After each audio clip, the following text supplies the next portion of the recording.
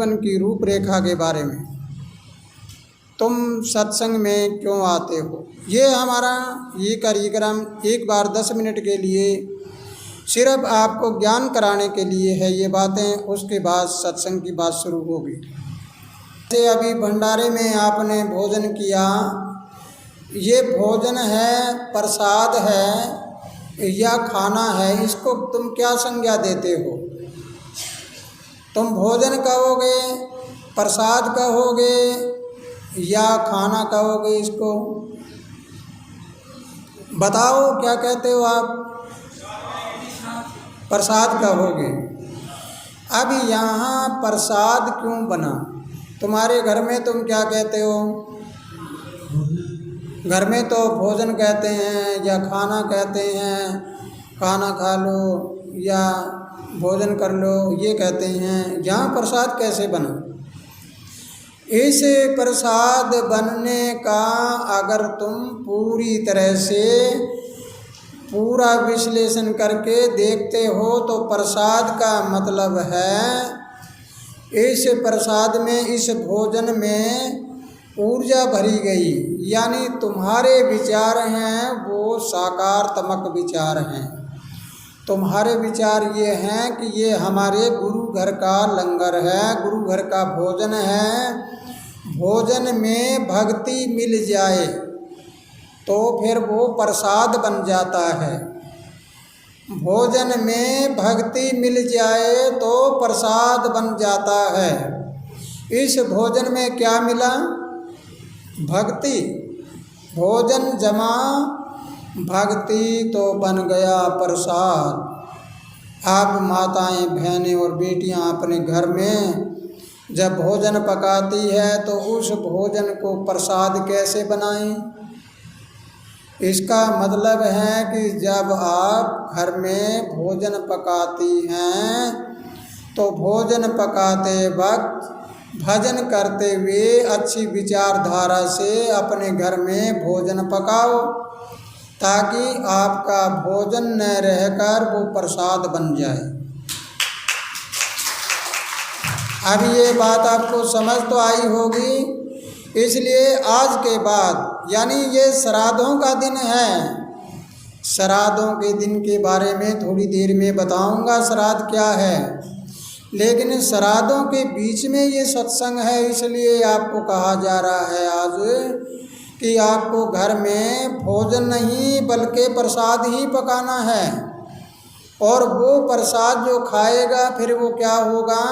जैसे इस प्रसाद से कुछ लोगों की बीमारियां भी ठीक हो जाती है, इस प्रसाद से बुद्धि भी अच्छी होती है, हमारे अंदर एक सेवा की भावना भी जागती है।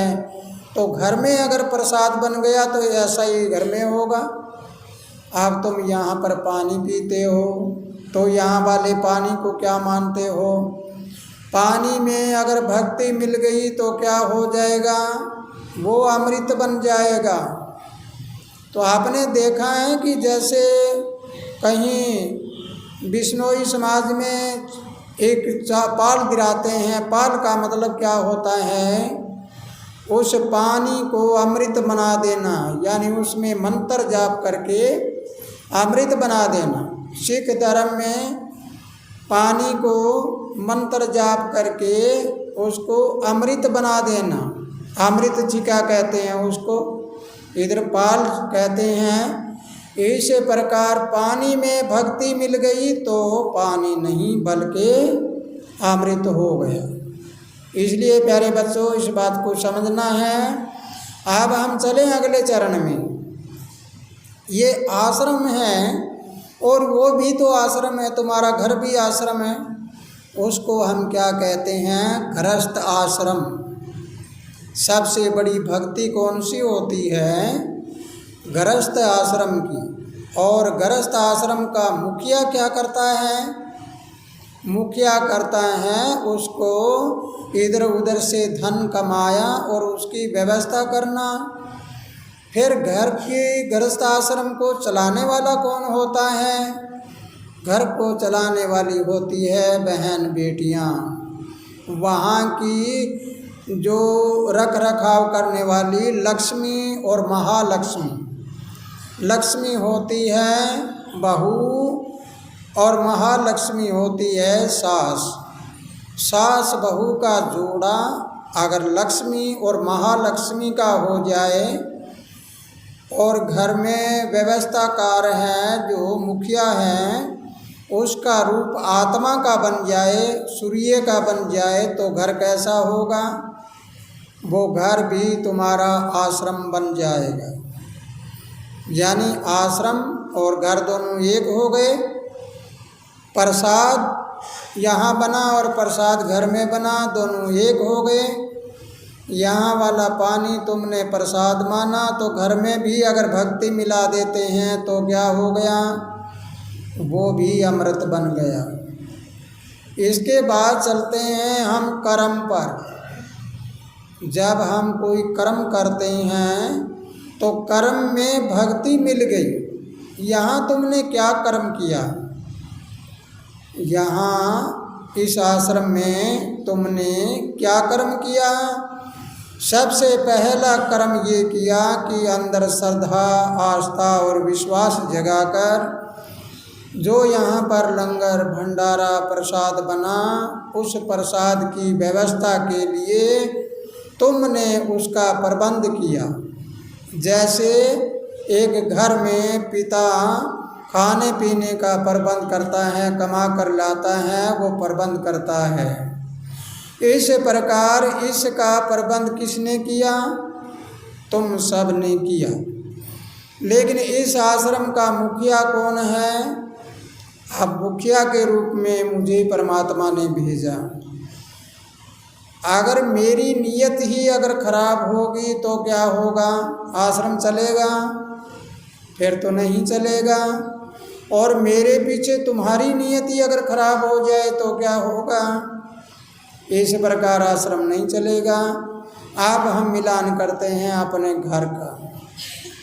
तुम्हारे घर में मुखिया जो भी है, चाहे पिता हो, चाहे दादा हो, चाहे बड़ा भाई हो, वो मुखिया अगर शराबी कबाबी हो जाए और वो सारा दिन लड़ाई झगड़े वाला हो जाए, हर एक को वो परेशान करने वाला हो जाए, तो घर कैसा होगा?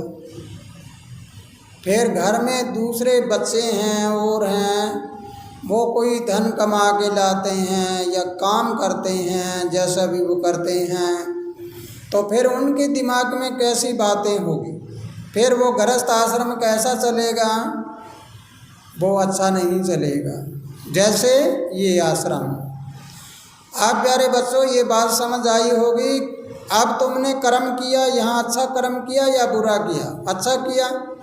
तो इस कर्म के साथ यानी सुकर्म के साथ भक्ति को जोड़ दो, तो फिर क्या हो जाएगा? कर्म के साथ भक्ति को जोड़ने से सुक्रम हो जाएगा, यानी भला कर्म हो जाएगा। अगर इस भक्ति को कुक्रम के साथ जोड़ दिया जाए, यानी माड़े कर्म के साथ, तो फिर कुक्रम बढ़ जाएगा। अब हम चलते हैं आगे इससे अगले चरण में, कि अगले चरण में तुम एक इंसानी चोले में हो। लेकिन यहाँ नर नारी का जिक्र नहीं करना। तुम्हारा चोला है, ये एक इंसान का चोला है। इंसान के चोले में अगर भक्ति मिल जाए तो क्या होगा? वो भगवान के समान हो जाता है। इसलिए प्यारे बच्चों, तुम्हें भगवान बनाने के लिए, लेकिन भगवान का मतलब ये नहीं होता परमात्मा नहीं होता। भगवान का मतलब होता है वैसे भूमि, गैसे गगन, वैसे वायु, आसे अग्नि और नैसे नीर, ये 5 तत्वों का पुतला उस परमात्मा के समर्पित होकर उसमें प्राकृतिक गुण आ जाए, यानी इंसानियत जाग जाए। जिस इंसान के पल्ले इंसानियत है वो इंसान नहीं, भगवान के समान है। तो इसलिए आप सभी भगवान का रूप हो। लेकिन जो अभी मैंने बताया है कि अलग अलग ये रूप हैं, तुमने किसके साथ क्या जोड़ा है। इसलिए आज के बाद आपको सबसे पहला घर में भोजन बनाते हैं तो भोजन में भक्ति जोड़ लेना, पानी पीते हैं तो पानी में भक्ति जोड़ लेना, उसके बाद घर में रहते हो तो घर में भक्ति जोड़ लेना, ताकि आश्रम और घर एक हो जाए।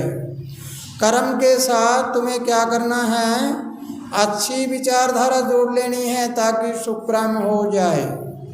तुम एक इंसानी चोले में हो, भक्ति के साथ जोड़ लो ताकि तुम भगवान के समान बन जाओ। तो प्यारे बच्चों, ये तो था हमारे यहाँ की सारी बातों का, लेकिन अब आपसे जानना चाहूँगा कि आज बताऊँगा आपको कि आपकी बुद्धि को आज़ाद कैसे किया जाए। यानी मरने के बाद मुक्ति नहीं होती, जीना जुगत का ही मुक्ति होता है। जुगत का जीवन जियो। जिसको कोई श्राद्धों के बारे में आपसे विचार विमर्श करना चाहूँगा, क्योंकि पहले मैंने वीडियो भी डाल रखी है कि जब अब श्राद्ध का टाइम है और तुम श्राद्ध कौन कौन करते हो, हाथ खड़े करके बताओ कौन कर रहे हैं श्राद्ध घरों में। किसी ने श्राद्ध किए हैं। आप श्राद्ध किए हैं तो श्राद्धों में तुमने किसको बुलाया? श्राद्धों में कौवे को बुलाया। कौवा कितना पवित्र पक्षी है ये बताओ, कोई बताओ कौवा कितना पवित्र पक्षी है? कौवे में क्या क्या गुण हैं जो कौवा तुम्हारा बुजुर्ग बनकर घर में आ गया और वो तुम्हारा खाना खाने के लिए आ गया? किसी के पास जवाब है इसका? नहीं पता। कौवा ऐसा पक्षी है जो हर चीज़ का भक्षण करता है। कौवे का रहन सहन होता है, वो जहाँ मरे हुए पशु डालते हैं वहाँ बैठता है। कौवा जब बोलता है तो उसकी आवाज़ भी इतनी कड़वी होती है कि हमें सुहाती नहीं है। तुमने अपने बुजुर्गों के लिए कभी कोयल को नहीं बुलाया। कोयल तो बागों में रहती है और कौवा कहाँ रहता है वो आपको पता है। क्या तुम्हारे बुजुर्ग कौवा बनकर आ गए? लेकिन हमारे पास बहुत अंधविश्वासी बातें हैं, जिन अंधविश्वास में हम इतने दस चुके हैं कि निकलना बड़ा मुश्किल हो रहा है। श्राद्धों का मतलब होता है श्रद्धा। 16 श्राद्ध क्यों किए जाते हैं? 16 श्राद्ध का मतलब होता है 16 संस्कार होते हैं हमारे। गर्भ संस्कार से लेकर अंतिम संस्कार यानी मृत्यु तक 16 संस्कार होते हैं। 16 संस्कारों के 16 श्राद्ध करते हैं। यानी श्रद्धा जिसमें गर्भ संस्कार है वो हमारे बुजुर्ग जनों के होते हैं। पालन पोषण हमारे बुजुर्ग जन करते हैं। और शुरुआत में लीजिए, आपका जन्म किसी और के द्वारा हुआ। जन्म होते ही और दाई माई ने आपको नहाया, उसके बाद में गोद में किसी और ने खिलाया। जब आप स्कूल में जाने लगे तो आपको नहा धुआ के स्कूल में किसी और ने भेजा। खाना किसी और ने बना के दिया, कमा के कोई और लाया और वो भी तुम्हें दिया। इसके बाद में चलते चलते हम पूरी कहानी को लेते हैं तो हम आखिरी में चले गए वृद्धावस्था में। जब हम बूढ़े हो गए तो बूढ़े होने के बाद श्वास त्यागा तो तुम्हें चारपाई से नीचे किसने सुआया? वो भी कोई और। फिर तुम्हारी अर्थी किसने बनाई? वो भी कोई और। फिर तुम्हें शमशान घाट में ले गए, ले जाने वाले भी कोई और। जब चिता पर सुला के उनके दाह संस्कार कर दिया तो भी कोई और। फिर तुम कौन हो? जब तक तुमने इस सवाल का हल नहीं किया तब तक तुम्हें श्राद्धों का पता नहीं लगेगा। इसलिए जिन लोगों ने हमारी व्यवस्था की है और जो व्यवस्था करते रहे हैं हमारे जीवन की, उनके लिए ये श्रद्धा होती है श्राद्ध। इन 16 दिनों में सूर्य कन्या राशि में आता है। कनागत होते हैं, इसको कनागत भी कहा जाता है। और कन्या राशि हमारी नाभि में होती है। जब सूर्य कन्या राशि में आता है और श्राद्ध है, इस श्राद्ध में हमारी श्रद्धा होनी चाहिए बुजुर्गों के प्रति, जो बुजुर्ग हमारे यहाँ से चोला त्याग कर चले गए हैं।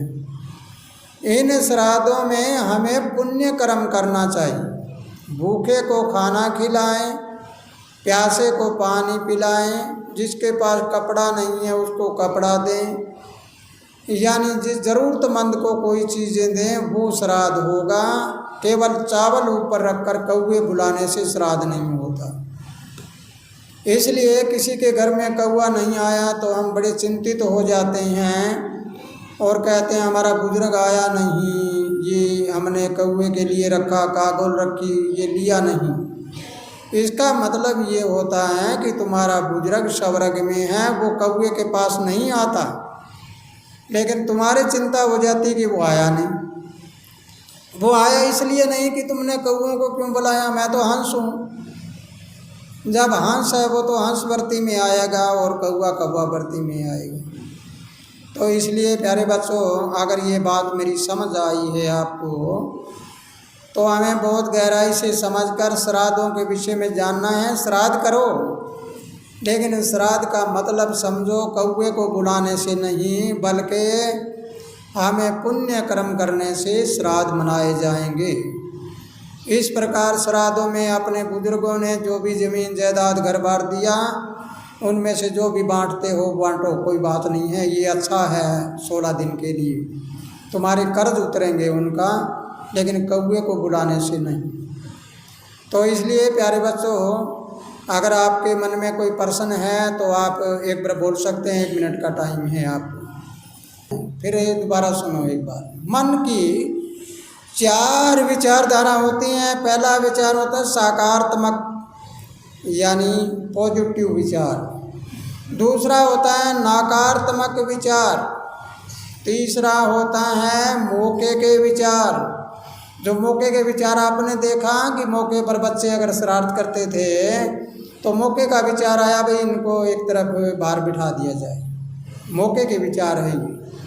और चौथा विचार है बिना मतलब का, वृथा का विचार। बहुत गंभीरता से समझना है। सकारात्मक विचार यानी अच्छी विचारधारा वो होती है हमारे भरमंडी मन की, और वो इतना पैना होता है जैसे वो धारदार होता है, तो वो नेगेटिव विचार, नकारात्मक विचारों को काट देता है।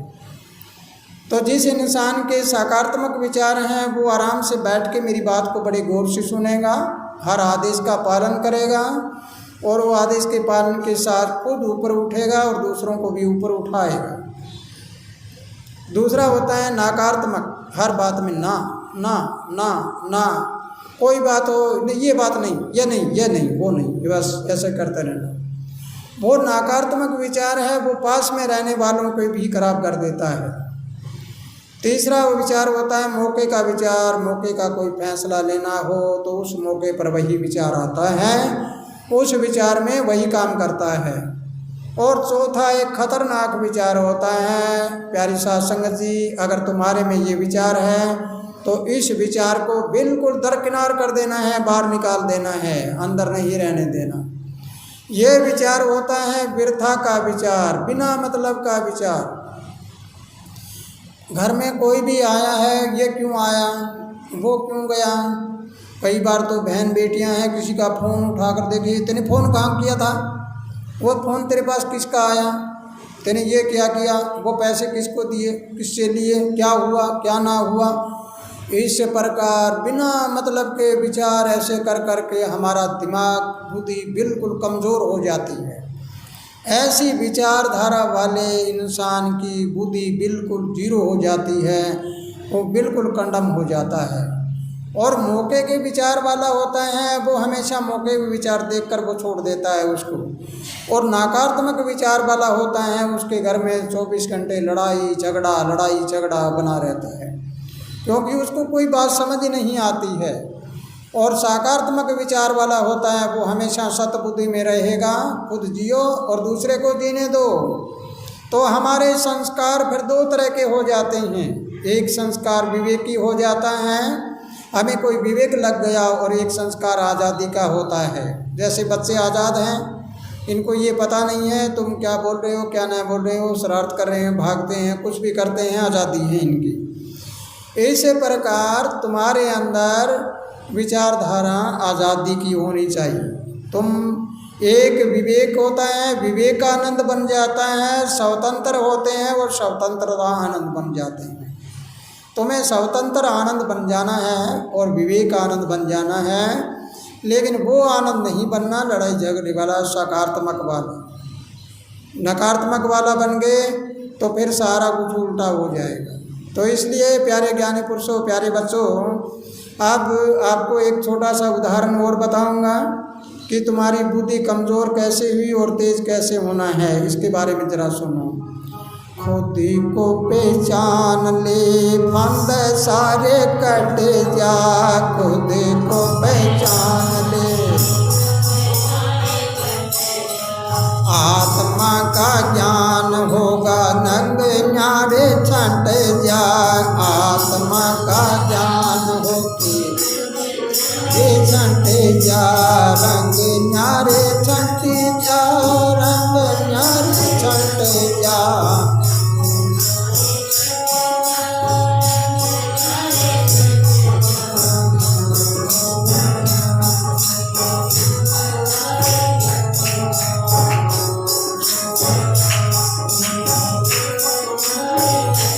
अब हमें क्या देखना है? संस्कारों को। मन बुद्धि और देख संस्कारा, मन बुद्धि और कर्म पलट जा, चट जा सितारा, कर्म पलट जा, फिर मिल जागी आज़ादी, मिल जागी आज़ादी, तेरा बोझ सारा हट जा, मिल जागी आज़ादी, तेरा हट जा, बोझ सारा हट जा रे, बोझ सारा हट जा, बोझ सारा हट जा, रंग न्यारा छंट जा, आत्मा का ज्ञान हो जा, रंग न्यारे छंट जाए, आत्मा का ज्ञान होके जा, खुद को पहचान ले बंद सारे कट जा, खुद को पहचान। आप प्यारे बच्चों, ये बात तो आपने सुन ली कि संस्कार की धार कैसे बनाई जाए, संस्कार को पैदा कैसे किया जाए, इसके लिए आपको अभी जानना है तुम्हारा मन क्या है। आत्मा की एक सूक्ष्म शक्ति का नाम मन है। उस सूक्ष्म शक्ति को अगर तुमने जान लिया तो फिर तुम सब तरह से सक्षम हो जाओ। आइए, सक्षम कैसे हो और कैसी विचारधारा हो। तो प्यारे बच्चों, अब जानना है कि आत्मा की एक सूक्ष्म शक्ति है, वो शक्ति तुम्हारी मित्र और दुश्मन है। वो कौन है? वो मन है। इसके बारे में जानना है। मन ही तेरा मित्र है गहरा, मन ही तेरा 24 घंटे तेरा देता है पहरा, 24 घंटे तेरा। फिर कर लेने समझौता, इसके साथ समझौता कर लो, मन के साथ बिगाड़ना मत।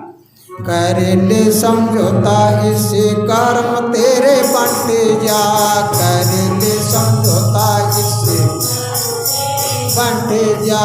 आत्मा का ज्ञान हो के रंग न्यारे छंट जा, आत्मा का ज्ञान रंग न्यारे छंट जा, रंग न्यारे छंट जा, रंग न्यारे छंट जा। खुद को पहचान ले फंद सारे कट जा, खुद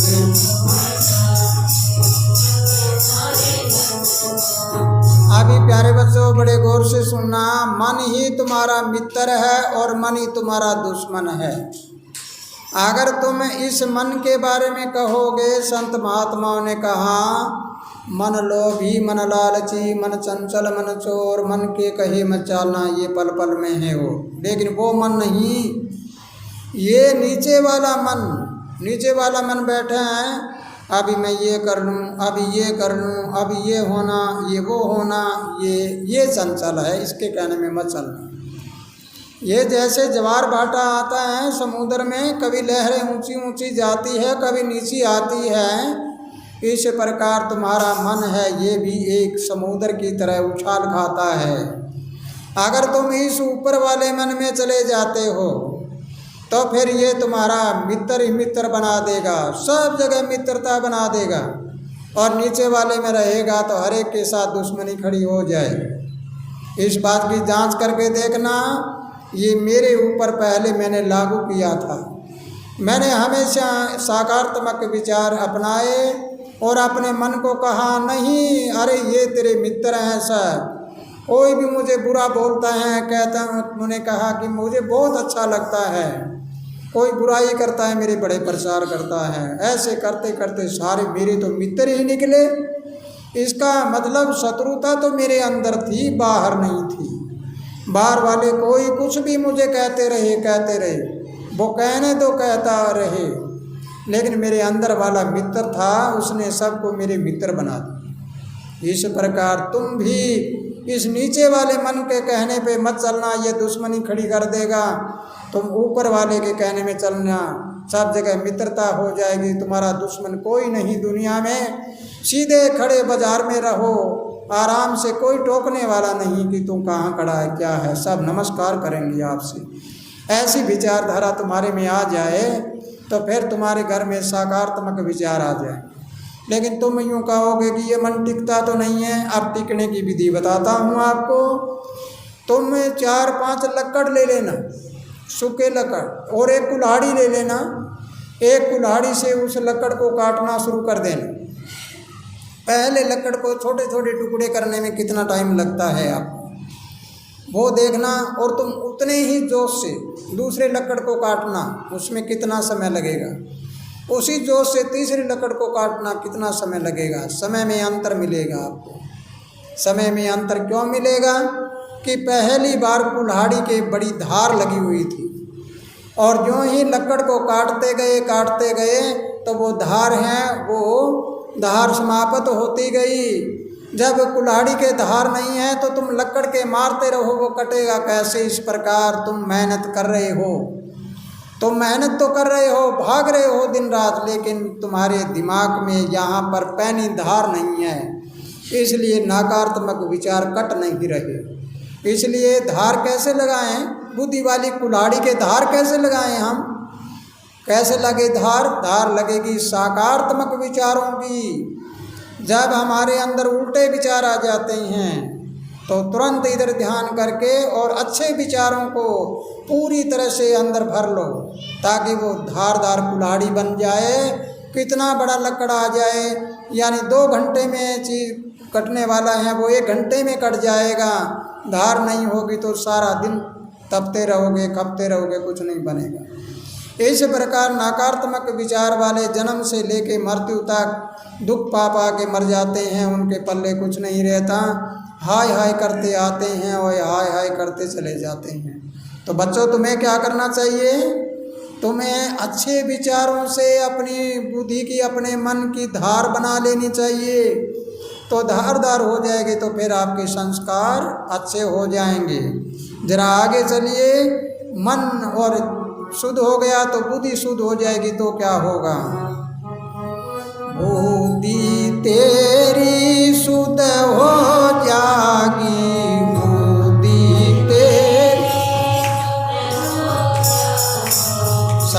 संस्कारों के ये बीज बो जाएगी, संस्कारों की बीज बीजेगी, संस्कारों की ये बीजेगी। देख ली नजारा, करके देखना है, ऐसे नहीं मेरी बात को सही नहीं मानना। जब तक ना देखो नैना मत मानना किसी का पहना। आकाश में आदरदरा में धोती सूखती हो तो भी किसी का कहना मत मानना, क्योंकि वो जादूगर है कोई। इसलिए आपको अनुभव करके देखना है सच्चाई है या नहीं।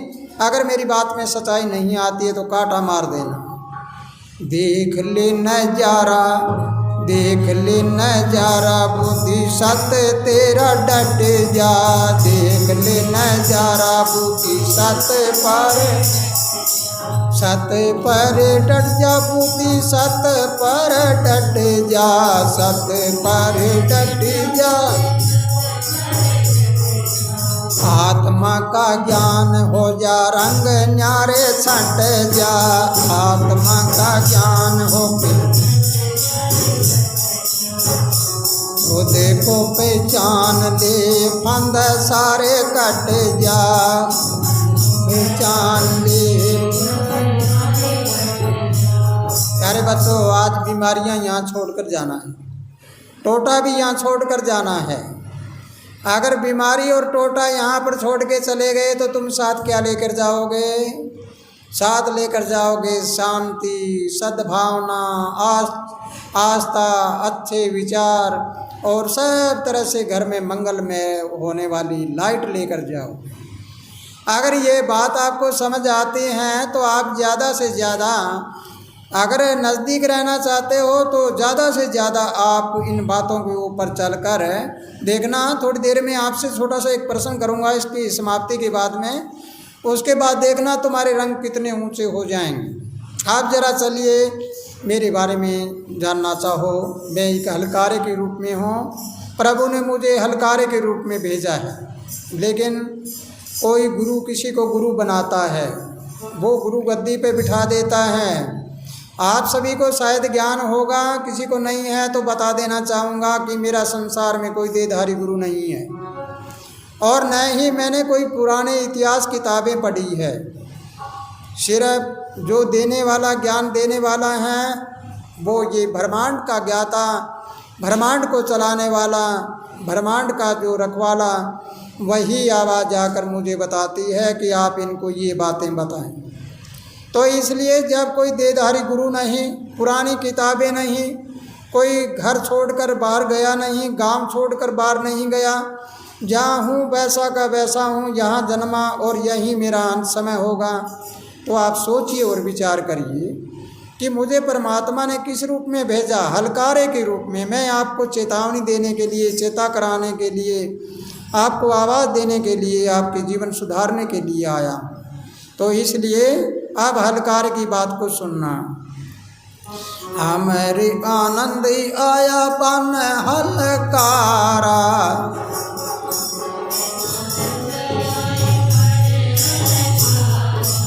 परम ज्ञान का खोला पिटारा, परम ज्ञान का।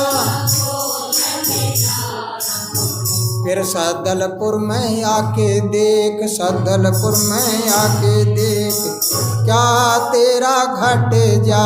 सदलपुर में आके देख, क्या तेरा घट जा। आत्मा का ज्ञान हो के रंग न्यारे छंट जा।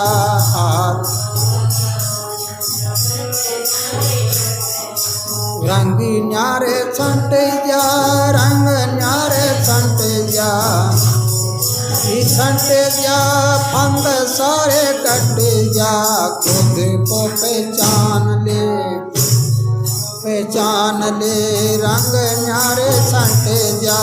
खुद को पहचान ले, ये फंद सारे कट जा।